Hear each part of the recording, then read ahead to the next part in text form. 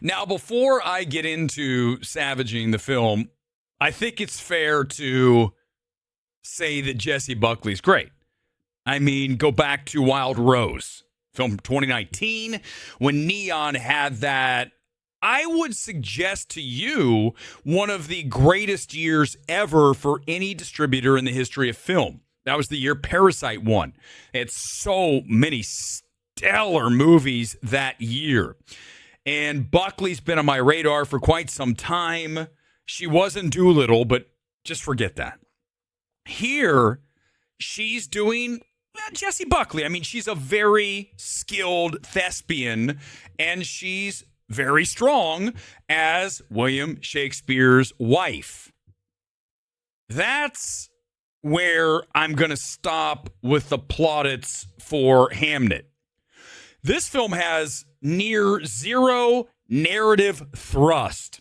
And by the way, another term coined here on the gold standard of cinema, MMT. Narrative thrust. Which, as you can probably gather, means how much is the story progressing forward as you sit through this 2-hour plus slog of a film. I'll give you a hint. Not very quickly. And I am the guy who has patience for films. Look at a lot of the stuff that I recommend. You go back to one of my favorite films of 2 years ago, right? Has it been 2 years now? Handling the Undead, a Neon film that hardly anyone saw.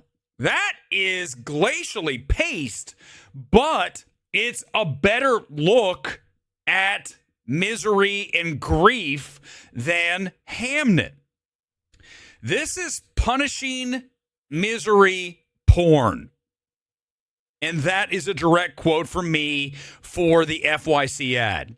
Now, I know that Focus is not going to use it, so I decided tonight that I would make my own FYC ad that you can see right in front of you.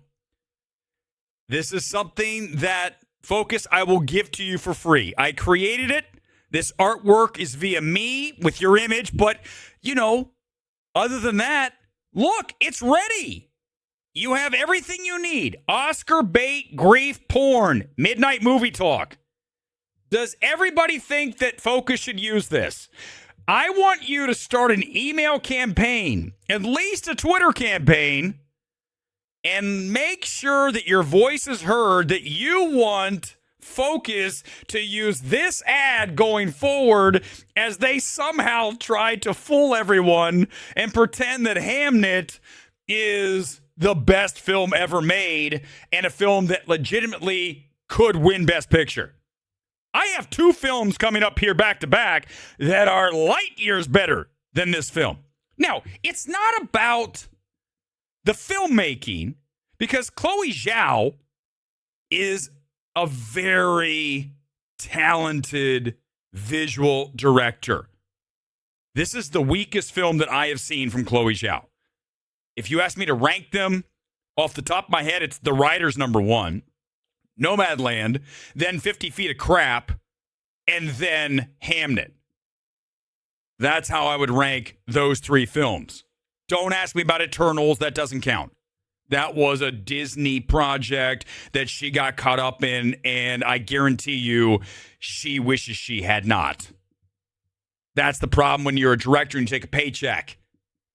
You end up with something like Eternals and you don't even see the director because corporation takes over and you get what you got. But it just doesn't live up to all of this hype that you've been hearing over and over, besides the quote that we just showed you that they used in the ad, the greatest film ever made. So be warned when Hamnet opens here Thanksgiving weekend, when you come back and say, why did I watch this? I was told. We're the gold standard. And I'm giving it a 50%. Not the worst movie of the year, but I cannot recommend you watch this film. As the film wears on, finally we get to the actual Hamlet play, and even that doesn't feel great. You're supposed to feel for their lost child. That's the point of the film, hence the grief, misery porn. But it just does nothing. This film did not move me in any way, and I'm a guy who cries in movies. I'm reading all these people. I'm crying. Like, this is manufactured. The score's telling you how to feel. Hamnet, huge, huge disappointment.